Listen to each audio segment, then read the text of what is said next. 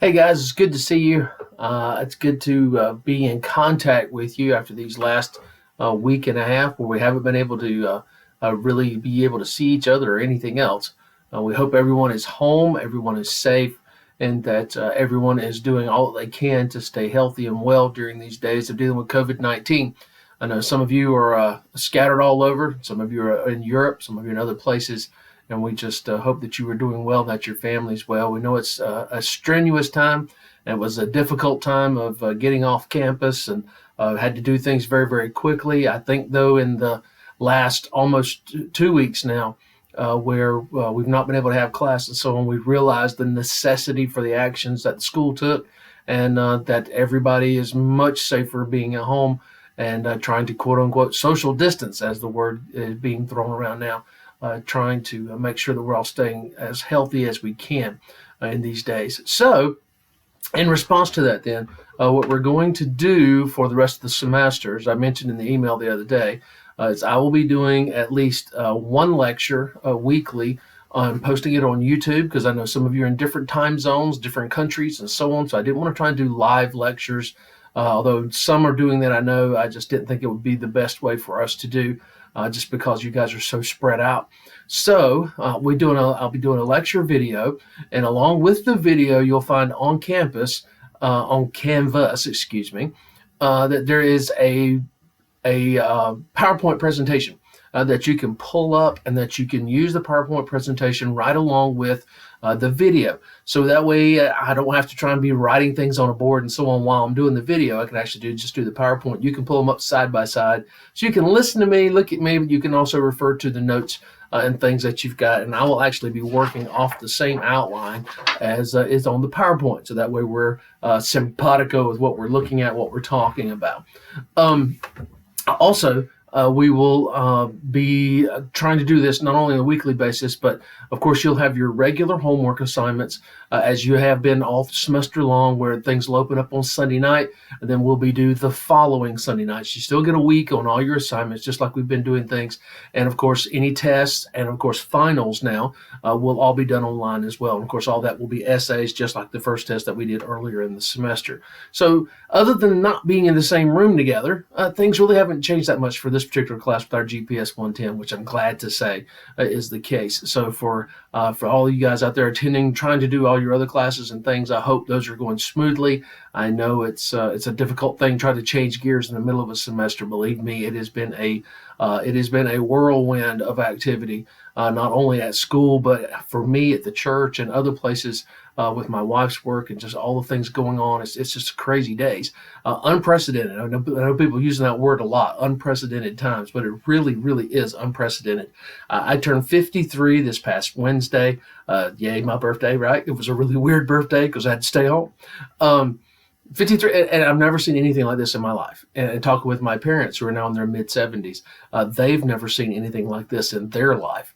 The last time something like this should have occurred would have been in 1918, 1919 with the Spanish flu. But we didn't know enough then about social distancing and how the disease spread and so on. And of course, there was a just enormous number of fatalities from that particular disease just over a century ago.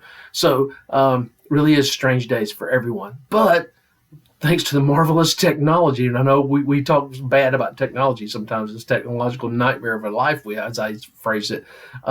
Thanks to the technology, we can actually continue. So let's get started. All right, so what we're looking at this week is looking at evaluating time concepts. And when I know we talked a little bit about that with regard, and when we're looking at the Christmas story. So we're looking at time concepts in the book of Acts. So if you want to get your PowerPoint up and going right now, this is where we're going to start off with the PowerPoint, and you can just follow along with what we're doing. And also make sure you're doing notes from things that I say and things that I sort of discuss in the video. You do have a response for this video that you have to post. That way, that counts as your participation, and I know that you're watching, and that way I can give you attendance points and all those good things. So do make sure you're taking some notes along the way, and then you can submit those on Canvas just like a regular assignment. All right, so a couple of weeks ago, I guess it's been 3 weeks ago now, when we began talking about the Christmas story, we looked at various ideas in both Matthew 1 and 2 and in Luke 1 and 2.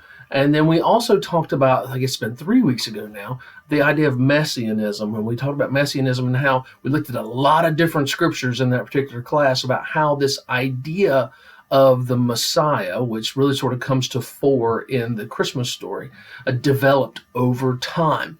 Now, there's an article you're reading this week about Stephen Finlan in the ebook reader called Spiritual Progress in Biblical Thought.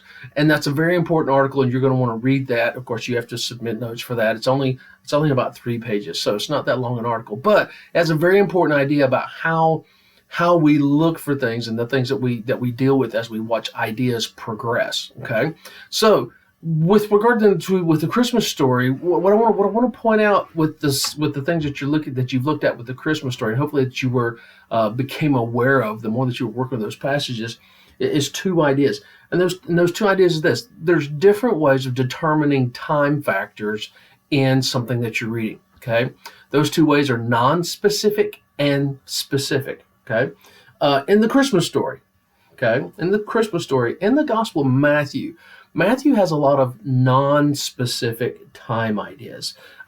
He gives us a genealogy which points out generations past, but that doesn't give us any specific time characteristics. We see that Mary and Joseph, it was discovered after they were engaged, but before they came together. It tells us that these things took place in the days of King Herod, but it doesn't really give us any grounding. We know the wise men came, and we know that they were doing observations, and then they had to have time to travel. And then when they came, they found the child in the house, not the baby in the stable, and so on. So we see that there's a lot of sort of befores, afters, heres, and wheres, and so on in Matthew. We see that they left and they went to Egypt, right? And then they came back when Herod died. But there's no specific time grounded. We don't know how long they were in Egypt. We don't know how long Herod had been dead when they came back. It just simply says they had heard. So Matthew gives us a lot of time ideas, but they're very non-specific. Okay. Now, in the Luke passages, in Luke 1 and 2, we have some very specific ideas that we can look at. We're told about 2 pregnancies, both Elizabeth and Mary's pregnancy. And we all know human pregnancy runs about 9 months. So Luke sort of walks us in and out of that time period where Elizabeth is given the announcement from Zacharias, and then she goes into seclusion for 5 months or so. And then Mary finds out in Elizabeth's 3rd month. And so we give these very specific time characters in Luke.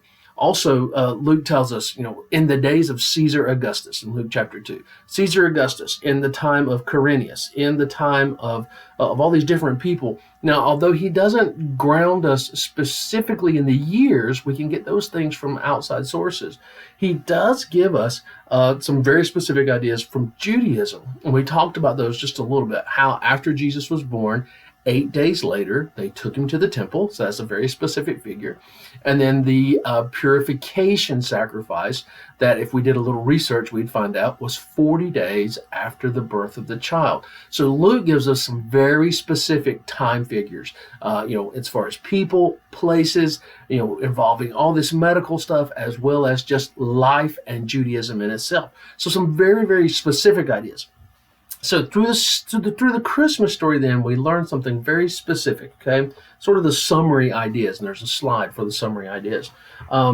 That sometimes when we're dealing with Bible passages, we have to understand that they sometimes require an interwoven interpretation. And we did talk about that briefly in class, that last day that we had when we were looking at some of the Christmas story and so on. These interwoven ideas, because you can't just get the story from reading Matthew straight through and then reading Luke straight through. The details that they give us interweave into one another to give us the full picture.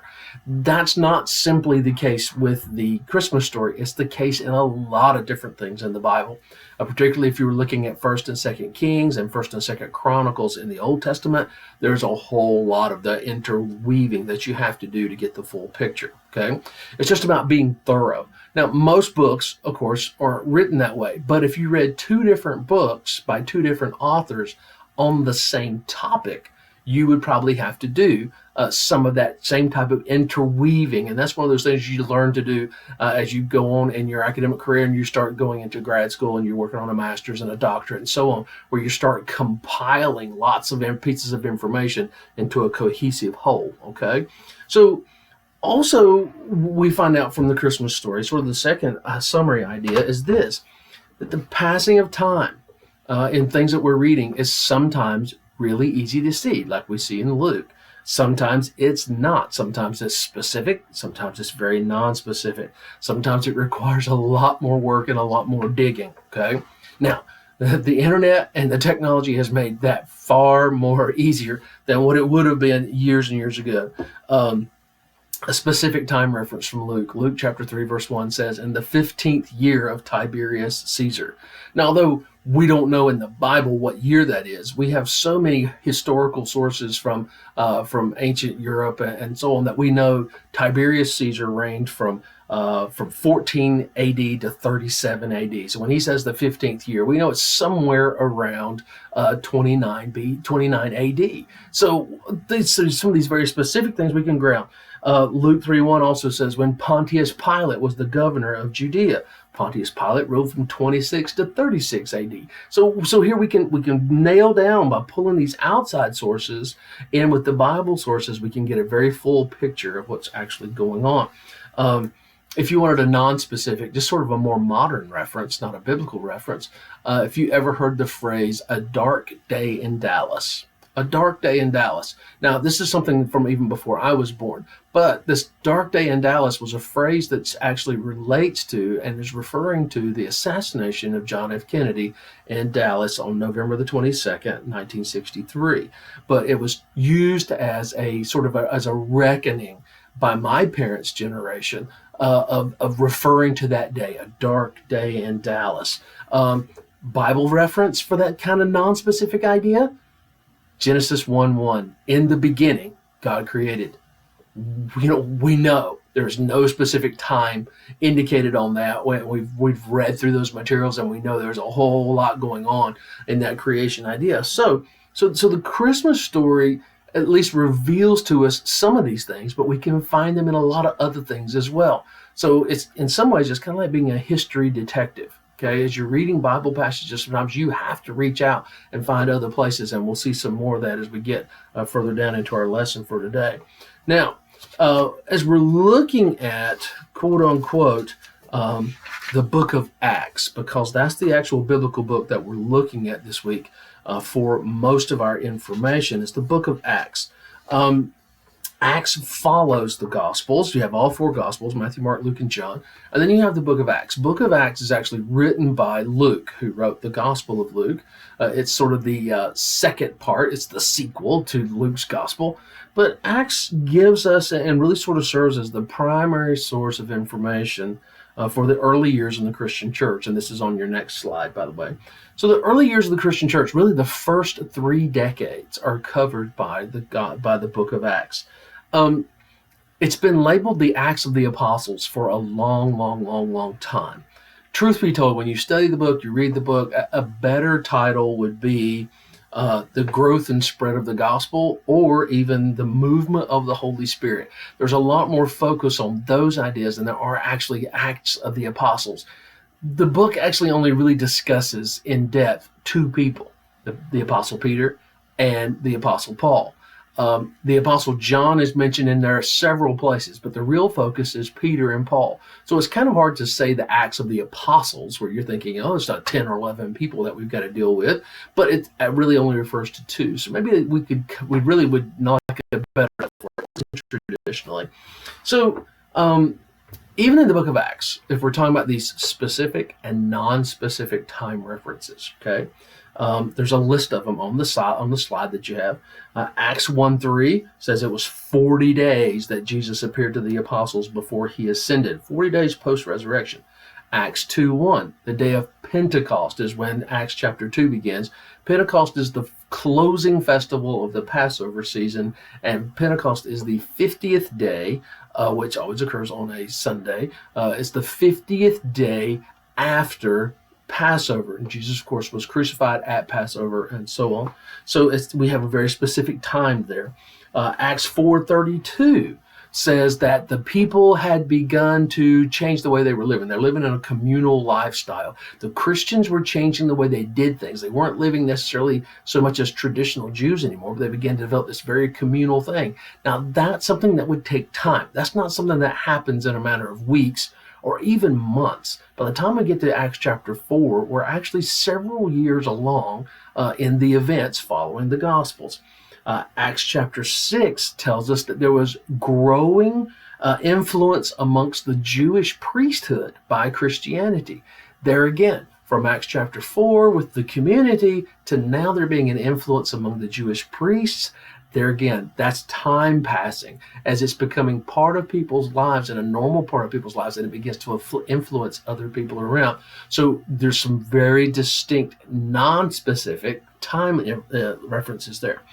In Acts chapter 9, it mentions Paul at Damascus, and it says he was at Damascus for some time. Okay, that's all the reference it gives us in Acts. We could actually look over, and we could do a lot of this. There's a lot of this that goes on. You could look in Paul's letter, particularly in the letter to the Galatians, which we'll look at maybe in 2 or 3 weeks. Galatians 1:18 says that Paul himself says that he was in Damascus for 3 years. So here's that little bit of phrase in Acts, he was with them for some time. Then Paul comes along with another source and says, I was there for 3 years. Understand, you're reading one sentence, bam, 3 years have gone by. I don't know about you. In my experience, 3 years is a long time, but it's a short time as well. So 3 years. So as you pick up these references, if you read the whole book, and you don't have to do that. I'm not requiring you to do that, of course.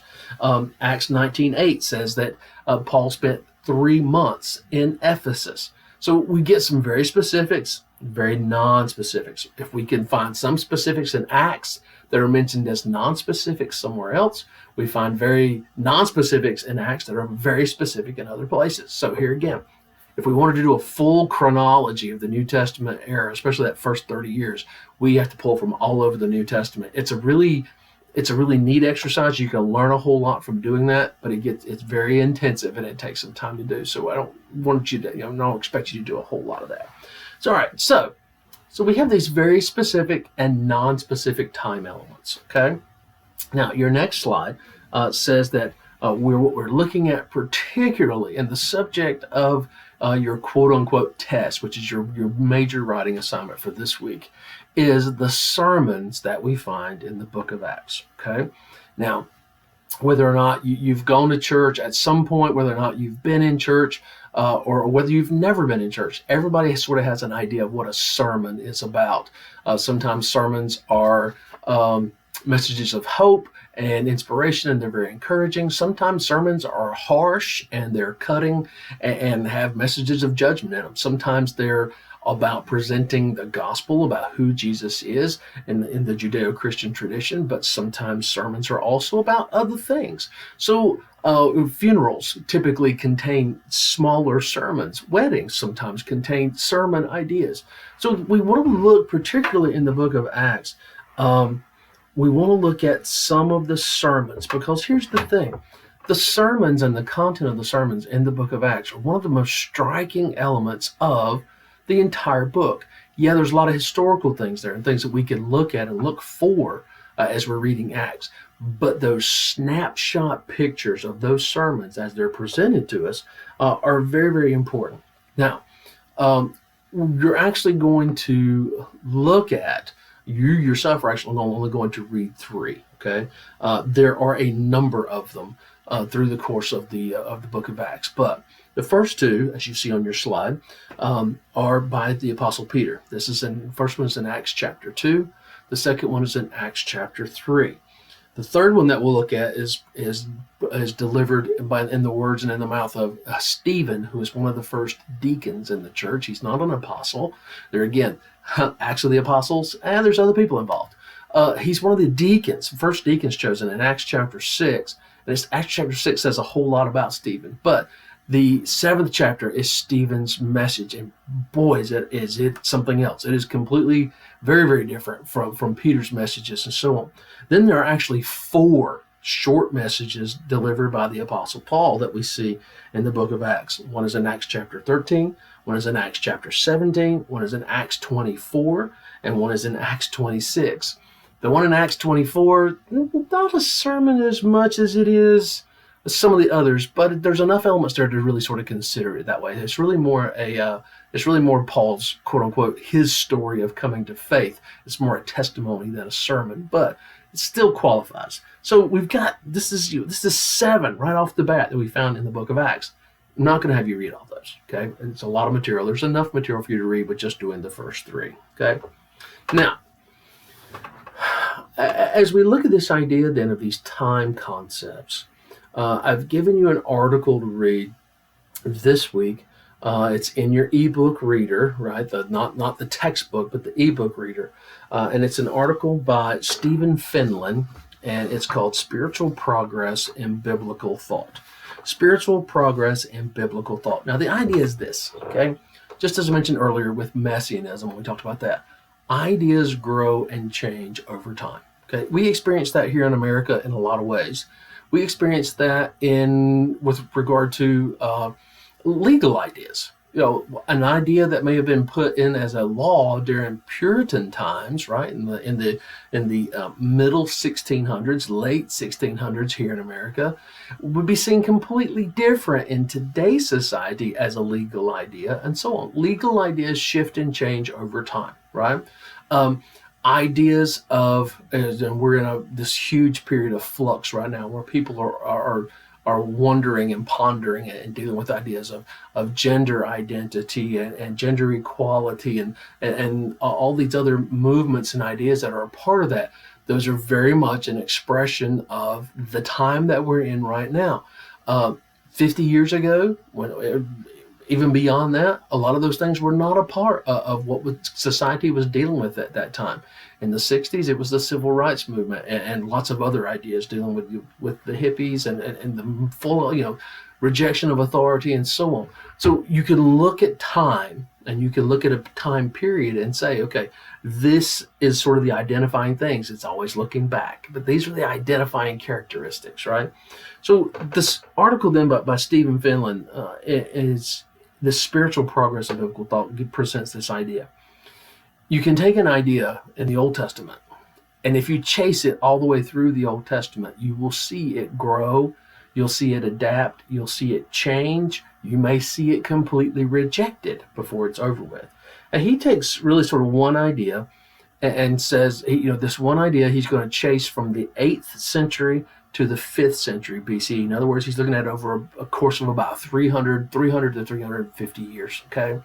That's a long time, right?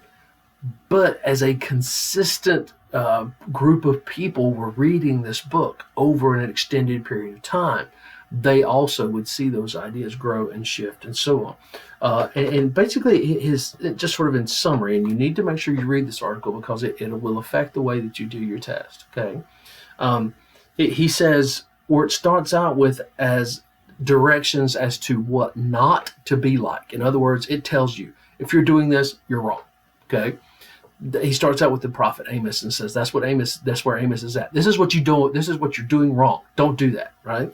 But by you chase that along the way, it starts to fill in the reasons why you shouldn't do it. So by the time you come into Hosea, it's about love. And the reason that you should do certain things and behave certain ways is because of your love for God, or vice versa, God's love for us. So he deals with the idea of how that love can be heartbroken love instead of it being, love that is just not simply doing what it's supposed to. But it goes on, and he chases this idea through a number of different passages where he wants it to see where it goes beyond just the idea of judgment of something that's wrong to why it's wrong, how it's wrong, how it can be changed, how it can be adapted, how it can be overcome, and so on. It goes from this sort of, it's based in behavior to it going and becoming something more of an inner attitude, right? And that's something that we see even in our own days. We have, of course, this huge focus on mental health in these days and so on, and people see therapists and talk with people, and it's a good thing to do that, believe me. But that's what we try to work toward, is try to understanding why we do the things we do. Not necessarily that we're doing something right or wrong. We don't always see things that way, but the motivations, why we're doing things that way. Okay. So he picks up this idea then and says, look, this is the way you should be as an individual. And then that extrapolates from the prophets to the Jewish people as a whole. And then it goes from how the Jewish people were supposed to share this vision, this idea with the entire world, right?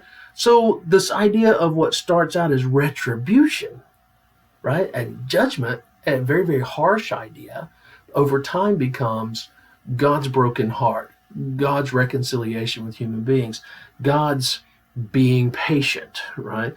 Being patient with us, and sometimes us being patient ourselves as we go through and work through these stages of thought. I put a quote on the slide there that says, we have to grow away from the past, but we have to grow up from our stages, right? Growing away from the past, but up from our stages.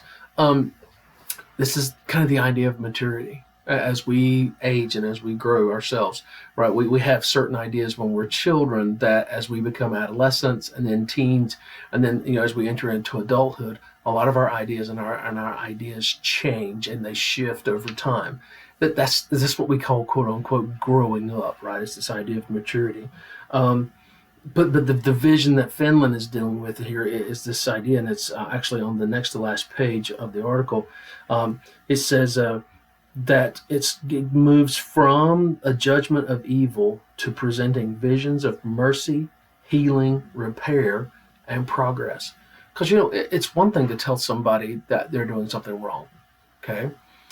It's another to show them a better way of doing it, right? We need to know what's right, what's wrong, but we also need to know better ways of doing things so that we don't do them that way anymore, okay? That's the idea that he's chasing in this article particularly.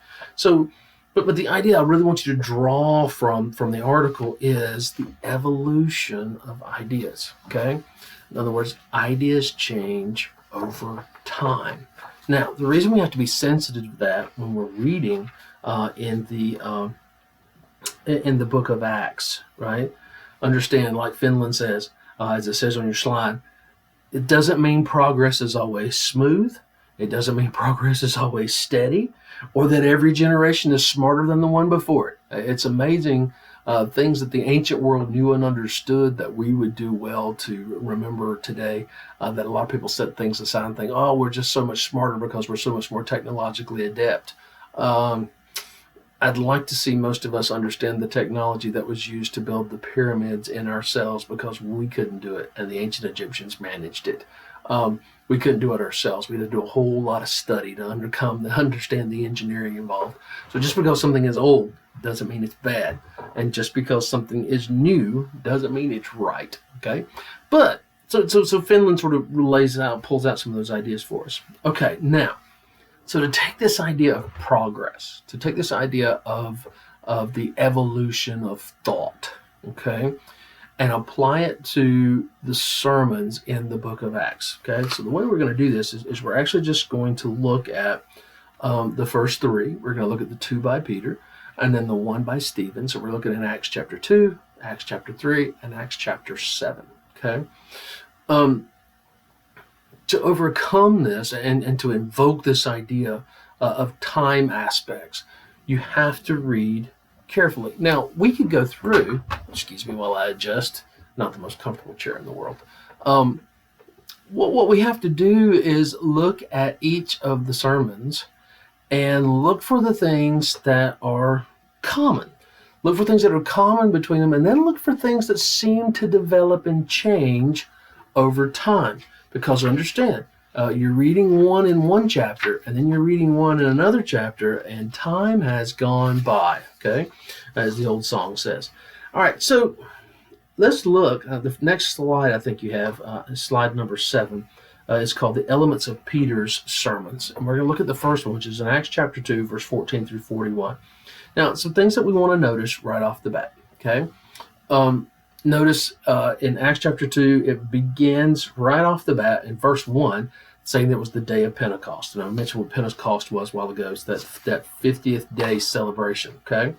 Now, if we want to break down Peter's sermon in Acts chapter 2, okay, and I've given you a list on your slide. Yes, I love you. I did a lot of the work for you because I want you to be able to see these things. Clearly, I don't want you to work to try to see the evidence. I wanted to give you the evidence and then let you ponder and write about the concept, okay? Because I think the concept is what I really want you to get a hold of. So we see important elements, okay? So if I wanted to break down Peter's sermon for you in Acts chapter 2, I would point out at least 3 things, okay?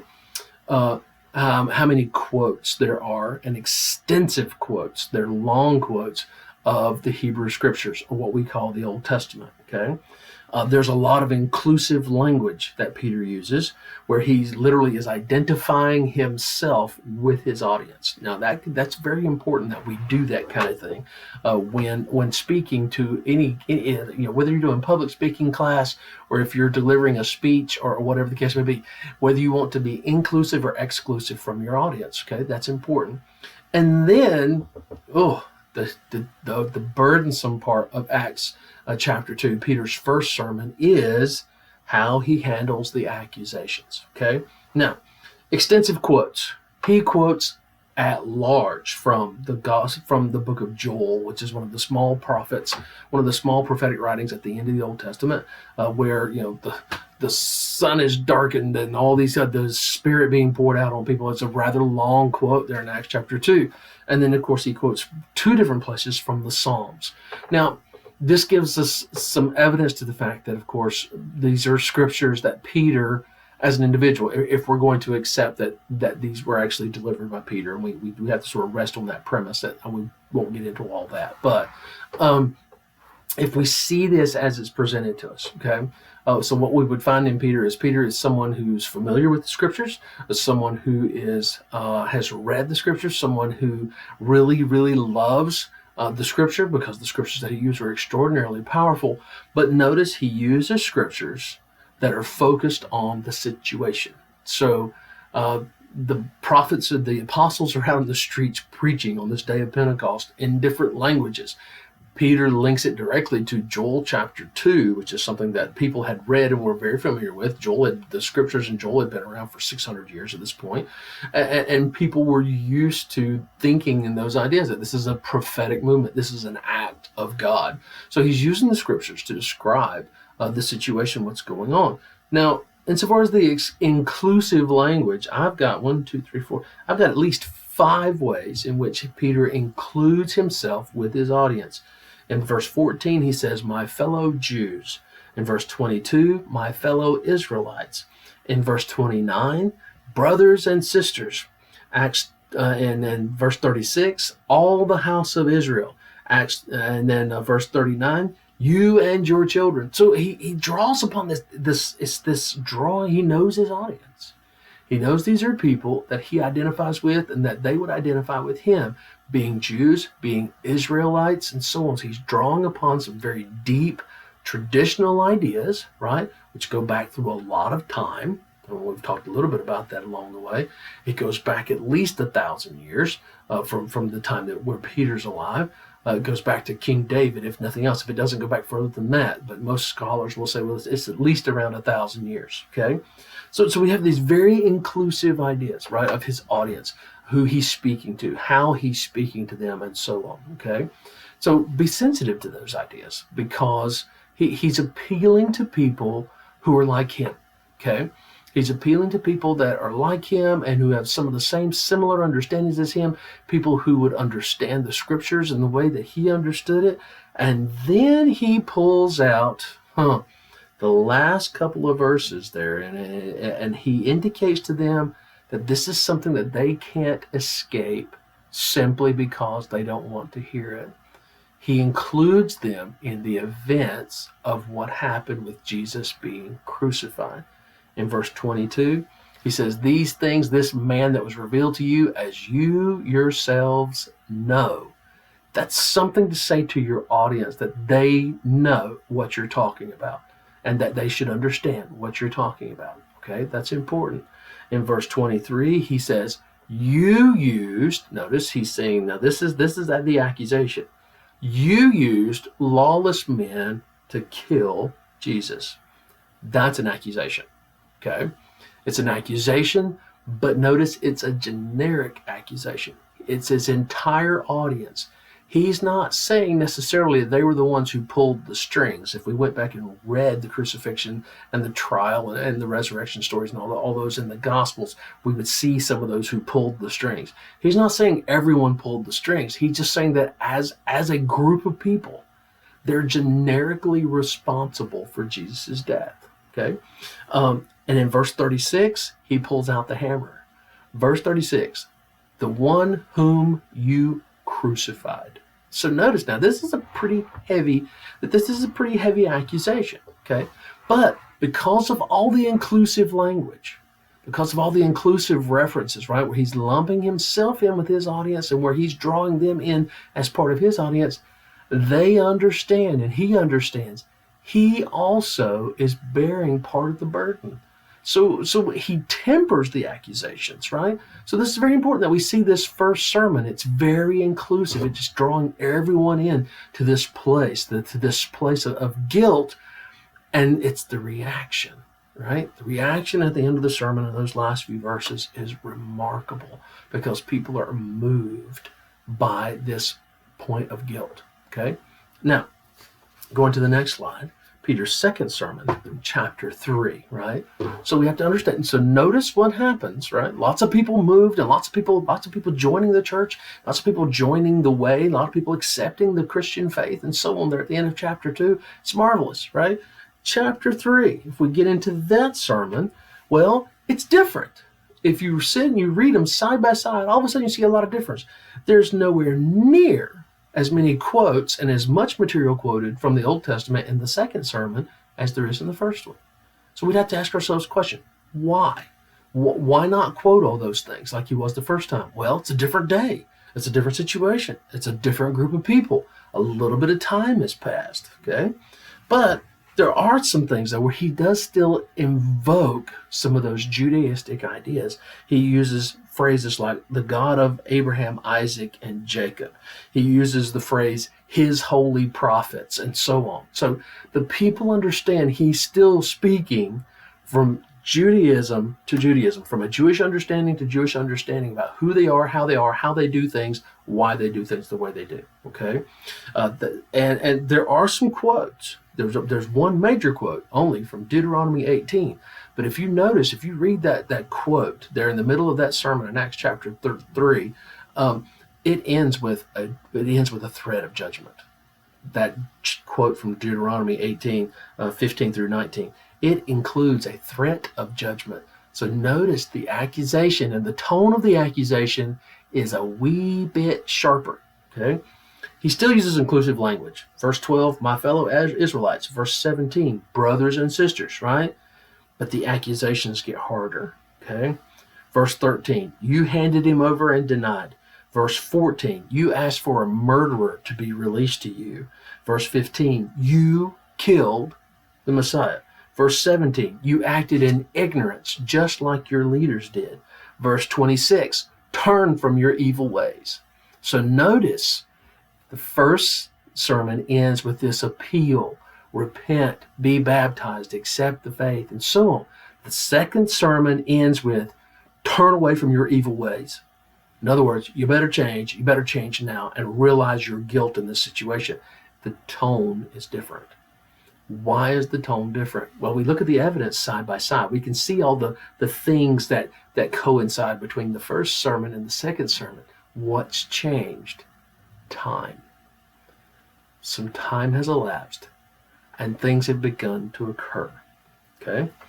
So now we're going to take a big leap forward and jump forward 2 or 3 years, okay? Because this is where we end up by the time we get into Stephen's sermon in Acts chapter 7. We have to jump forward just a few years. Now, here again, the important elements, right? Now, Stephen's sermon is long, and I apologize for its length, but it is what it is. It's the entire chapter of chapter 7, okay? But Stephen's sermon is built and completely differently than Peter's. That's another thing that we can see in these sermons is the style. Peter's first sermon is Old Testament, Revelation, the resurrected Messiah, repent, accept the gospel, right? That's the model for much preaching in evangelical circles and in Protestant circles even today. Okay, ministers use that same format every single Sunday. Okay, the second sermon is different. It's more a sermon of not just a threat, but a sermon of correction and understanding that God's going to hold people accountable for their actions and so on. So it has a sharper edge. That would be more like along the lines of what you would hear revival preachers and evangelists preaching. It's the kind of messages that Billy Graham and people like him used to preach quite frequently, and was very prominent in the Baptist preaching in a lot of ways for a long, expansive period of time, and still is today. This prophetic idea of holding people accountable is still there. Now, Stephen's sermon, however, as he's giving this account in Acts chapter 7, he still has some of those same elements, okay? He does have some inclusive elements. In verse 2 of chapter 7, he uses the phrase brothers and fathers. So we know he's talking to a primarily male audience, okay? That's not really the crux, but understand, he's using brothers and fathers, people who are like him, people who think like him, people who have been raised like him, and so on. And he's been raised like them, and so on. He does invoke, through the course of that 60-verse long sermon, he does invoke some of the Old Testament titles and names and so on. So he's not alienating himself from his audience. He does quote profoundly from the Old Testament. Stephen's message is utterly laced. Every other verse, it seems, is Old Testament, Old Testament, Old Testament. But notice how he does it. In many ways, it's just like reading Finlan's article on progress in biblical thought. Stephen begins at the beginning with Moses and comes all the way through the prophets. Stephen's message is what's known as a historical exposition. He's building on the idea throughout the entirety of the Jewish history, okay, to bring them to the place where he wants them to their understanding. So it's a very different style, right? It's a very different style in the way that it's delivered. It's a very different style, and it's a very different day in which it's being delivered. And the accusations, wow. The accusations that Stephen delivers are mind-shattering, personal, in your face. You can't escape it. It's like someone just getting right in your grill and just laying into you with everything they have. The last few verses, verses 51 through 53 in chapter 7 in Stephen's sermon are just fantastically brutal. There's no way around it. Now, understand the situation, right? You'd have to read chapter 6 to understand this. See, Stephen's being accused of things. There are things that are happening in society. There are things happening in culture, and so on. And Stephen is just not pulling a punch. I mean, he just pulls it out and beats him upside the head with it. I'll let you read it for yourself, but oh my gosh, those accusations in those last few verses are just absolutely brutal. Okay, now to sort of wrap things up, because I want to keep this under 50 minutes if at all possible. Other than the fact that these sermons are in separate chapters, and they appear to be presented in a chronological order, and we have to accept that's the way Luke presents it to us. That's the way the author presents it. So from the author's perspective, as he researched them, he's presenting them to us in the proper chronological order. His presentation to us as his audience is that we would understand that the speakers in these messages, Peter and Stephen and Paul as well, if we did them all, would be accurate. Okay, so he wants us to see not only the sermons and the power of the sermons and the wording of the sermons and how the sermons are. He also wants us to absolutely positively understand the context in which they're being delivered. So the question then is this, and this is the question that you're going to be looking at.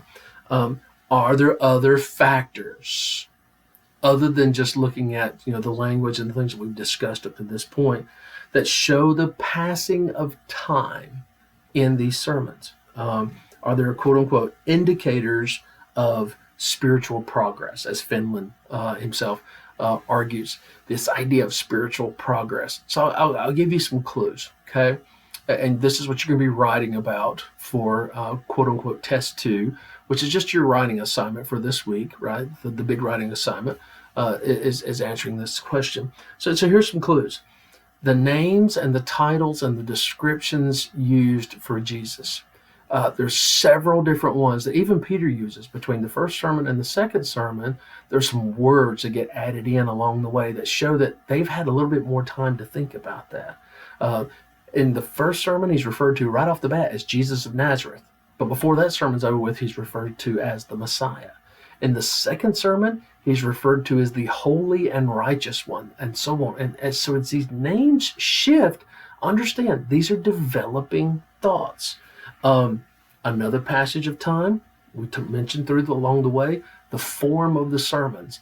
The fact that the sermons themselves vary in the way that they're composed and the way that they're put together tells us that some time is passing. The selection of which Old Testament scriptures they use, right? Because Peter's quoting from the prophets, but then he's quoting from Psalms. Then Stephen comes along and quotes from the whole Old Testament. I mean, he just pulls out both barrels. And the amount of the appeal to the historical and theological understanding of the Jewish people. Stephen's message is far more theologically rigid and astute than both of Peter's messages put together. Passage of time and understanding, right? Now, perhaps another very strong indication of the passage of time is the wording of the accusations. Now, there are accusations in all 3 sermons, okay? Don't miss that. There are accusations in all 3 of the sermons, but the way that they're put together, and this is really sort of the question that you're going to be looking at, because we're looking at the social response, okay? You're looking for the social response to these articles. So you want to see how the people react. That's where your focus is at for your writing assignment. So the wording of the accusations shifts, and it gets stronger over time. Now, part of that is spiritual progress in the idea. Yes. Part of that is the change in the culture between the Jewish people and the early Christians, and things are beginning to get a bit hostile, and relationships are beginning to break down between them. And it gets far worse before it gets better, I'm afraid. And really sort of serves as the harbinger for some really, really difficult historical things that we would have to look at further down the road if you ever took a Bible history class. So you want to also, like I say, what you're looking at then as a focus is the reactions of the people, the social reactions. Why would they react one way to one sermon and another way to another sermon, okay? So as you're reading these passages, as you're digging through them, as you've hopefully have followed along with the PowerPoint, as you look at this, and you can use the PowerPoint as your structure. I mean, there's a lot of stuff in the PowerPoint. Don't copy it, because you know how I am about that. Don't rehash to me what I've given you. But I want to see what you think about it, right? I want to see what you think about the reactions of the people. So look at the accusations. Look at the reactions of the people. And sort of just put your brain to trying to think, why would it have changed? What brought about these changes and so on? And how does time figure into this? So as time was so important in the Christmas story, it's even more crucial here in the book of Acts as you're reading through. So even as you yourself, right? Here we are, we're a month into this COVID-19 thing as far as how it's affecting us.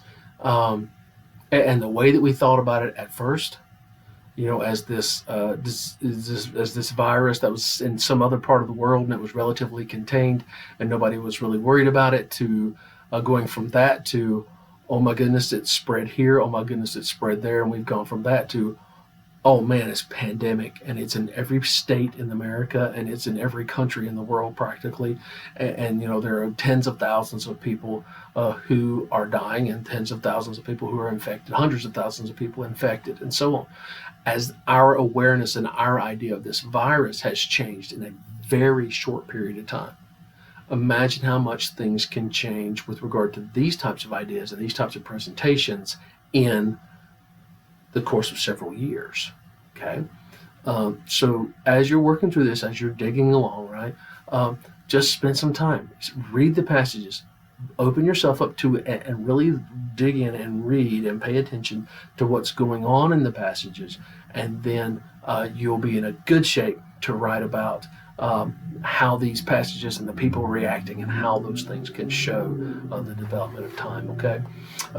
Feel free to email me anytime, of course, just like always. I check my email 7-8 times a day, considering most days now I'm at home. I'm not even going to the church, or church services are suspended and so on. So yeah, it's really kind of cramping my style too. But do take care of yourselves, please. Take the precautions and everything that you can to keep you and your family well.